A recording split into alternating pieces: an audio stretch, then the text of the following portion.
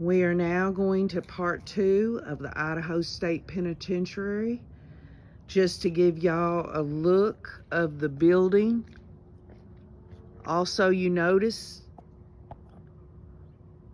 the walls with a walkway down to the guard shack on every corner of the building. You have the guardhouse, the original guardhouse.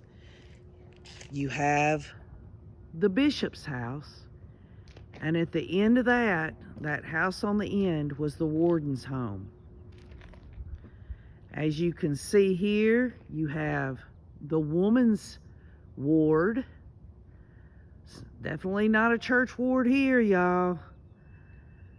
And we're now going to go into here. I'm not going to do a whole lot of talking, but we're going to just take this tour together. Some of y'all will never get to physically be here. I want to share this with you.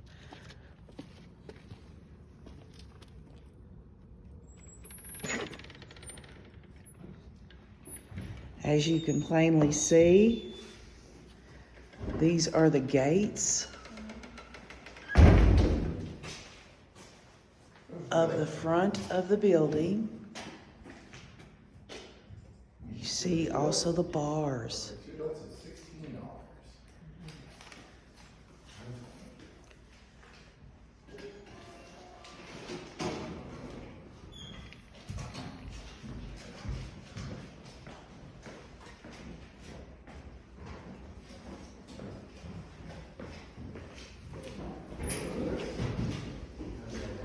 This is our site map right here. Big star at the bottom is us. You'll come up that big metal door back there, and you're right out here in the yard. White lines are just a few damaged buildings out there. You'll access on the inside. Pretty obvious, other than that. Outside your building at the left-hand corner there, that's just alternate confinement. Nothing to do for the place. Case your weapons exhibit. That gentleman has nothing to do with penitentiary whatsoever. He's got a collection of military weapons from the Bronze Age to the pretty good. And then on the right-hand corner is Five House, which is maximum security, but upstairs is also a death row. As y'all can see, this is the camera that would take the inmate. The inmate would stand up straight, face forward, then turn to the side, and would be assigned an inmate number. One can only imagine what was in that safe right there.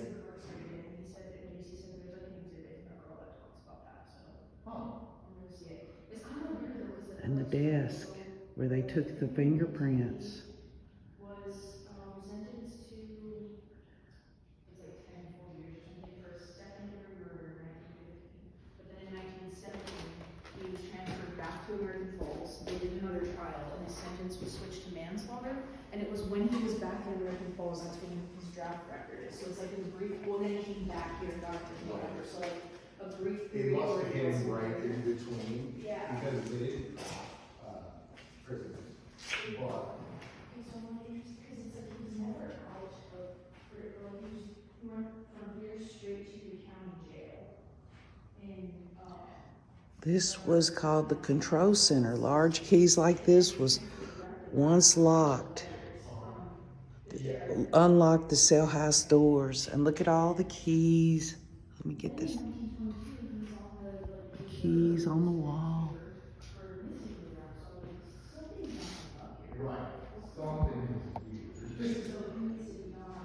Now, y'all, this is an old penitentiary, but if you think about it, although it is old, this was a place where people spent the rest of their life, their natural life. They were brought out in a pine box. So they stepped through here. This door would slide shut. And this was the yard, y'all. This is where the inmates would walk.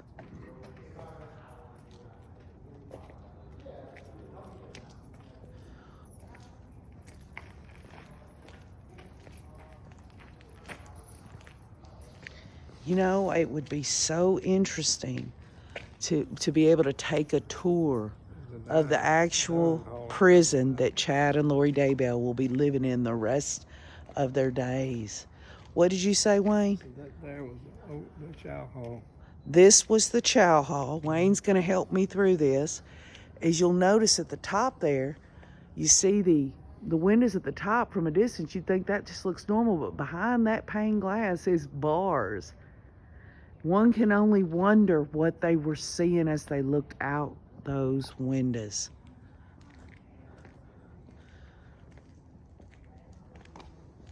I can almost guarantee y'all that all of this landscaping was not here. I guarantee. Wayne, what is this right here, over here? On the right, that was the second house, 1911 second house, north. This was one of the places where the inmates were housed.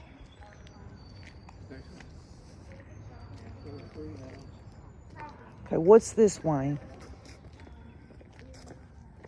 Hey, thank you for your service. Oh, very sweet. What a nice young man. Okay, what is this to our right? I mean, no, this is staff only, but we can at least go up to it, y'all. Do you know what this one is, Wayne?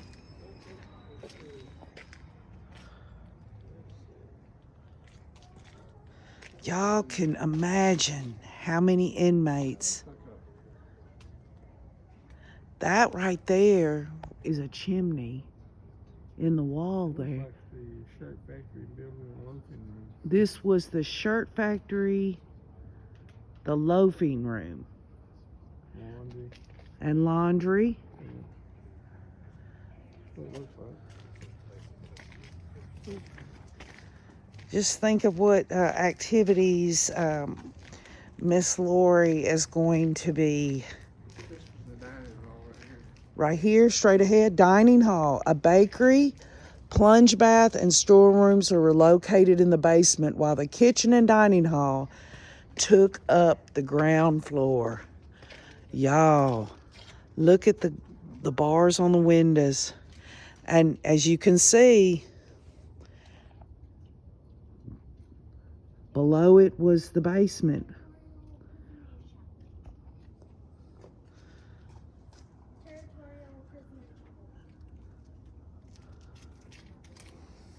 Inmate George Hamilton designed the building to provide natural light in the basement. He was paroled early for his exemplary efforts, but committed suicide the day after his release. So the one that designed this dining hall was actually an inmate here and died by suicide the day after release.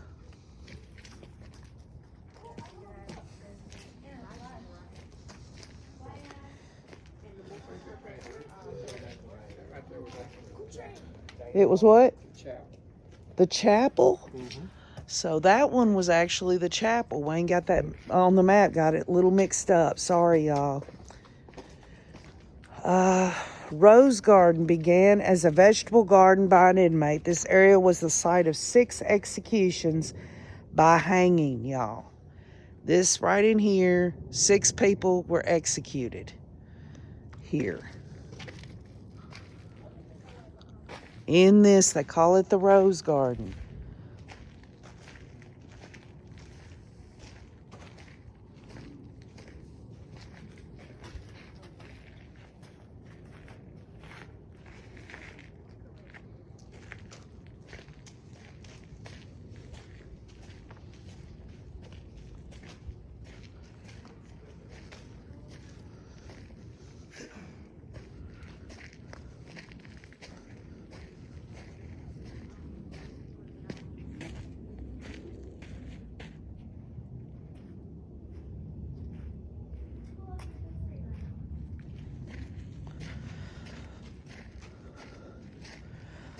During the 1950s and 60s, this was a test garden for the Jackson Perkins Company. The Tropicana rose, first sowed in 1962, was tested here, y'all. Very interesting.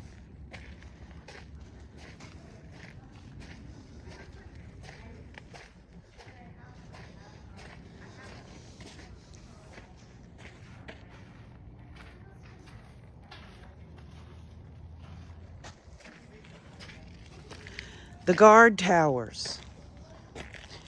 Guards monitored inmates from the 4 stone towers.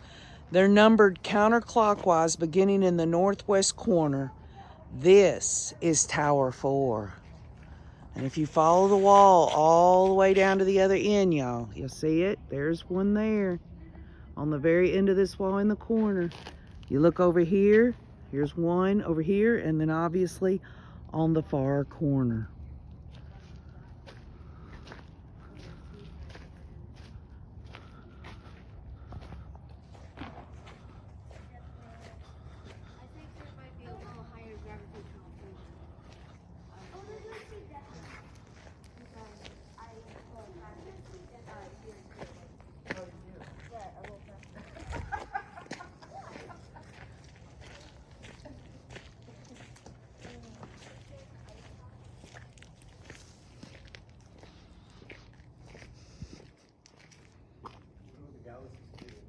Stairs led to the bird's nest, an elevated perch for an armed guard to oversee meals.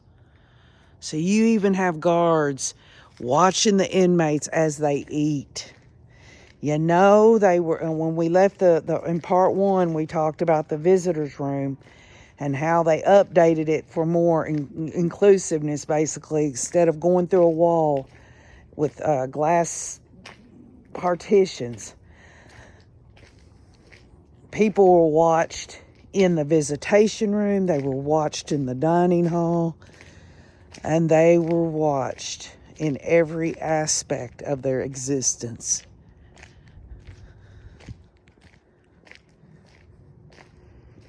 And Wayne corrected himself on what we saw when we came over here, first of all. This was the Territorial Prison and Chapel.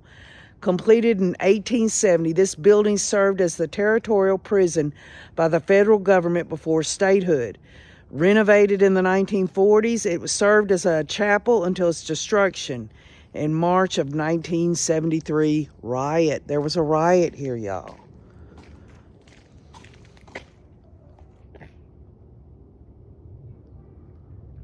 Again, y'all, this is the Idaho State Penitentiary, the original one.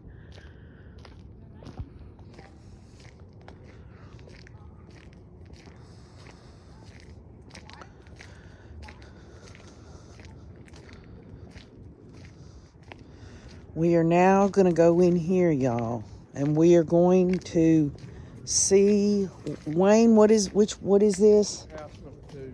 This is house number 2. We're going in, y'all.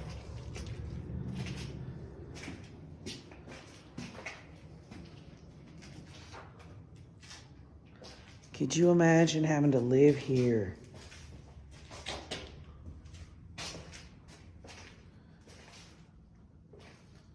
Here's the door. You step in.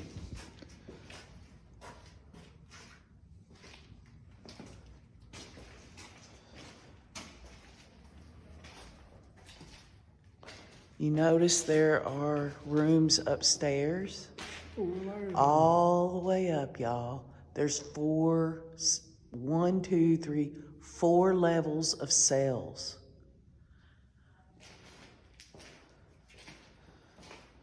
This, my friends, was the size. Wayne, hold this. Let me give them some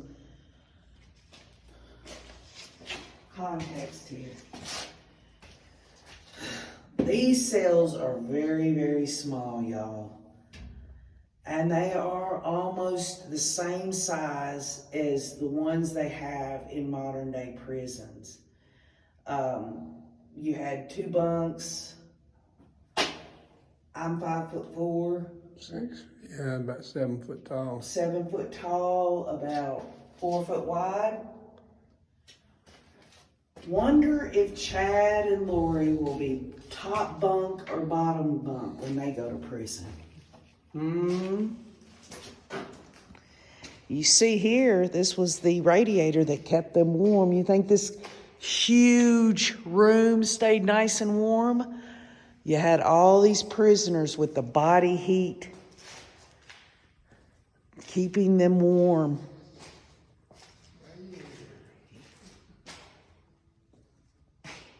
Folks, this would be the perfect place for Chad and Lori.